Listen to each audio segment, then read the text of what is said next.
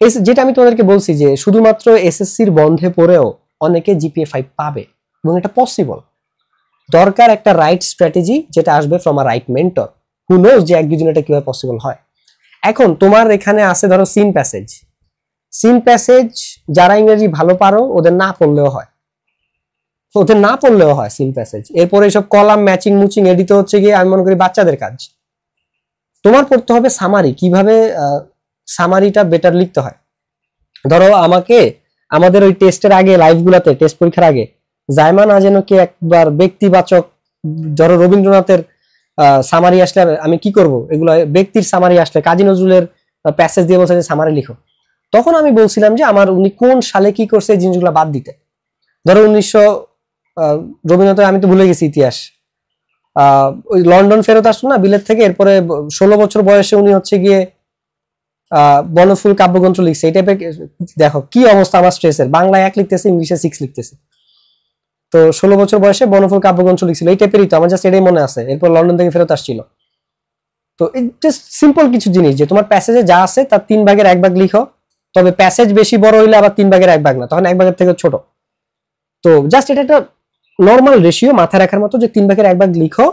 আর 16 বছর বয়সে উনি বনফুল কাব্যগ্রন্থ লিখছে, এই পত্রিকায় ছাপা হয়েছে, তুমি এটা কি লিখবা? He started to writings such a young age, at such a young age, এইভাবে লিখে দিয়ে লিখতে পারো। তুমি 3টা ভাগ করে 1টা ভাগের মধ্যে লিখে নিয়ে আসবা। উনি 16 বছর বয়সে লিখছে, এই কাব্যগ্রন্থ লিখছে, এই পত্রিকায় ছাপানো হয়েছে। You don't need to be such specific in summary, and that is why it is called summary. এই 3টা ভাগ করে তুমি একটা বাক্যে আনো যে ভাই সে অনেক ছোট বয়স থেকে লেখালেখি শুরু করছে, যেগুলো পত্রিকাও ছাপানো হয়েছে, পত্রিকায় ছাপানো না লিখলেও হয়, কারণ সে যা কাম করছে পরবর্তীতে অ্যাওয়ার্ড পাইছে, ওগুলা এমনিতে বোঝা যায় যে সে ছোটবেলা থেকে ওই লেভেলের কাজ করে আসছে। ঠিক আছে, তো ওগুলা ওই জায়গা থেকে সিন প্যাসেজ এইটা সামারি গুলো তোমার পড়তে হবে। সামারি যেটা বলতেছিলাম, তোমার পড়তে হবে রিঅ্যারেঞ্জিং, বিকজ অঙ্কের মতো নাম্বার ভুল হলে আবার নাম্বার শেষ। রিঅ্যারেঞ্জিং এ কিন্তু যে কয়টা ভুল করবে ওই কয়টা নাম্বার কাটা যাবে, পুরো নাম্বার কাটা যায় না। আমাদের সময় আগে ডাইরেক্ট 0 দিত, এখন দেখি যে আবার সারা ভালো হয়ে গেছে। ধরো একটা ভুল মানে তো 2টা ভুল, একটা ভুল তো আর হয় না, তুমি একটা ভুল করছো মানে আর অন্য একটা ভুল হয়েছে। তো সেই ক্ষেত্রে যে কয়টা ভুল করবা ওই কয়টা নাম্বারই কাটা যায়।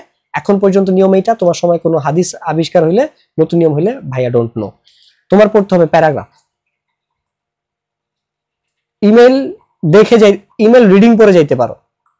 ঠিক আছে, ডায়লগ রিডিং পড়ে যাইতে পারো। আমি এখান থেকে বলেই দেই, ডায়লগ রিডিং পড়ার জিনিস, ইমেল রিডিং পড়ার জিনিস, গ্রাফস এন্ড চার্টস একটু প্যাটার্নটা শিখতে হয়, এই প্যাটার্নটা শিখতে হয়। তারপর হচ্ছে কি আর কি ছিল এখানে, কমপ্লিটিং স্টোরি তো এমনিতেই বানায় লেখা যায়, এইটাও রিডিং পড়ার জিনিস।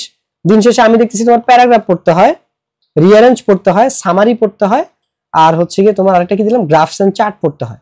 এই 4টা জিনিস পড়তে হয়। সো তোমরা যারা 2 দিন ধরে পড়বা, একদিন হচ্ছে কি যেগুলো মুখস্থ করার মতো ওগুলো পড়বা, summary, graphs and charts, paragraph, আর হচ্ছে গিয়ে তোমার এই কি ছিল আরেকটা ঘোড়ার ডিম, রিঅ্যারেঞ্জিং, এই 4টাই দেখবা। আরেকদিন তুমি কি করবা, যেগুলো দেখার জিনিস, সিন প্যাসেজ একবার দেখে যাই, পড়ে যাই।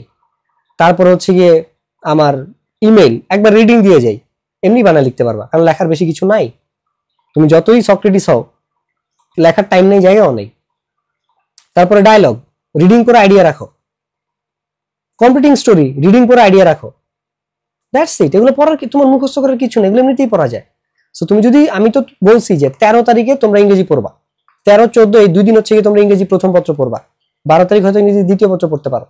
সো এই 13 তারিখটাতে এবং এই 14 তারিখটাতে তোমরা হচ্ছে কি এনশিওর করো যে তোমরা ইংলিশ ফার্স্ট পেপার একদিন হচ্ছে মুখস্থ জিনিসগুলো পড়ো, আরেকদিন যেগুলো একটু দেখতে হয়, একটু বেশি টাইম নিয়ে দেখতে হয়, যেটা ভাই মেনশন করছি, সামারি, রিঅ্যারেঞ্জিং, তারপরে কি বলছি, প্যারাগ্রাফ, আর এটা কি ছিল, গ্রাফস এন্ড চার্টস। ঠিক আছে, গ্রাফস, চার্টস, এই জিনিসগুলা। আর হচ্ছে যেগুলো একটু দেখে যাওয়ার জিনিস, এগুলো পড়ার কিছু নাই, তুমি পড়বা ভয়ে, এই বাকি হাবিজাবি যা আছে এগুলো। That's it, that's your revision strategy. And বাকিটা তুমি তোমার মতো করে কাস্টমাইজ করে নাও। কেউ যদি পরীক্ষা লাস্ট দিনে পড়তে বসো যে 14 তারিখে পরে ইংরেজিতে কাঁপায় ফেলবা, উড়ে ফেলবা, বসকায় ফেলবা, ভাই আপনি যা বলবেন তা ভাই, আমার কাছে A+টা পাওয়া দেন ভাই, প্রতি বছর এরকম পাবলিক আসে। হ্যাঁ পাবা, ইম্পসিবল যে তা না, ডিপেন্ড করে তুমি কোন টাইপের স্টুডেন্ট।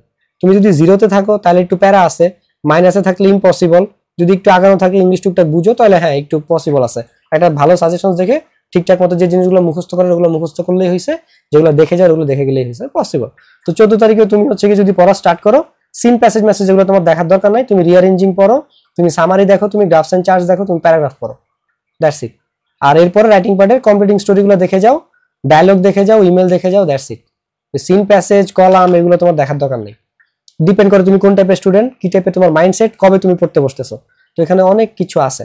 সো এই হচ্ছে গিয়ে আমাদের ওভারঅল ইংরেজি প্রথম এবং দ্বিতীয় পত্রের ইংরেজি প্রথম পত্রের রিভিশন স্ট্র্যাটেজি। সো এই ছিল ওভারঅল আমাদের আজকের ভিডিও। সবাইকে অসংখ্য ধন্যবাদ। আসসালামু আলাইকুম।